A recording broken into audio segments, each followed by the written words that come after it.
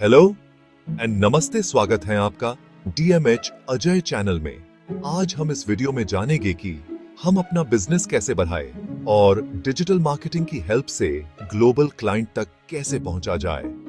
Traditional marketing यानी कि पुराने जमाने का मार्केटिंग, जैसे इंटरनेट से पहले इंफॉर्मेशन शेयर करते थे।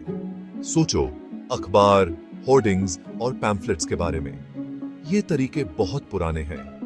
इनका एक बड़ा फायदा ये है कि ये बहुत से लोगों तक पहुंच सकते हैं। एक बिजी हाईवे पर लगे होर्डिंग के बारे में सोचो, जिसे हर रोज हजारों लोग देखते हैं। ट्रेडिशनल तरीके क्रिएटिव और ध्यान खींचने वाले डिजाइन्स भी अलाउ करते हैं।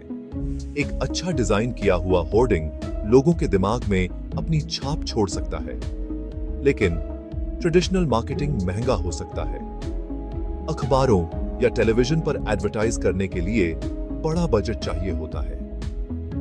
ट्रेडिशनल कैंपेन्स के सक्सेस को मेजर करना भी मुश्किल हो सकता है। यह जानना मुश्किल है कि कितने लोगों ने आपका एड देखा और उस पर एक्शन लिया।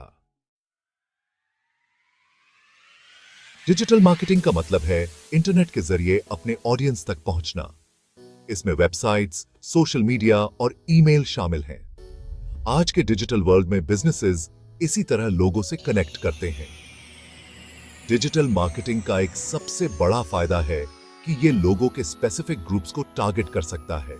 आप डेटा और एनालिटिक्स का यूज करके अपने एड्स उन लोगों को दिखा सकते हैं जिन्हें उनमें इंटरेस्ट होने की सबसे ज्यादा संभावना है।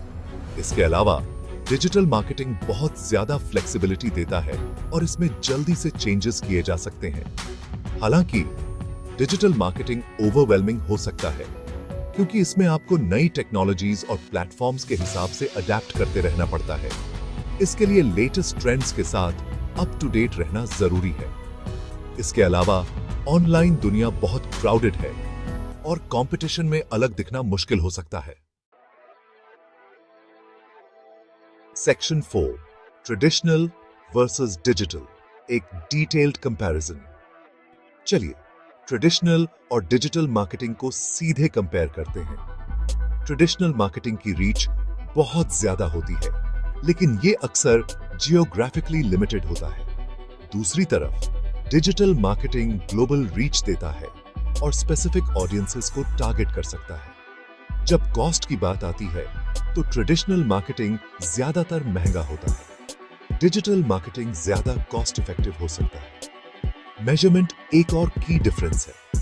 ट्रेडिशनल मार्केटिंग में रिजल्ट्स को ट्रैक करना मुश्किल होता है, जबकि डिजिटल मार्केटिंग डिटेल्ड एनालिटिक्स और ट्रैकिंग प्रोवाइड करता है। ट्रेडिशनल मार्केटिंग में engagement usually one way communication होता है, हालांकि digital marketing interactive two way communication allow करता है।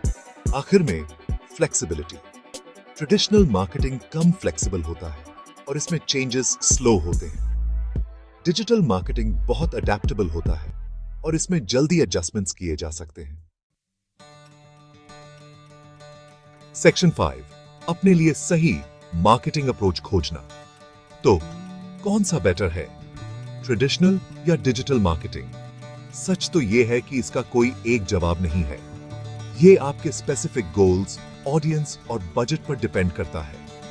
अगर आप एक लोकल बिजनेस हैं जो आपके कम्युनिटी के लोगों तक पहुंचना चाहता है, तो फ्लायर्स और लोकल न्यूज़पेपर एड्स जैसे ट्रेडिशनल तरीकों का मिक्स इफेक्टिव हो सकता है।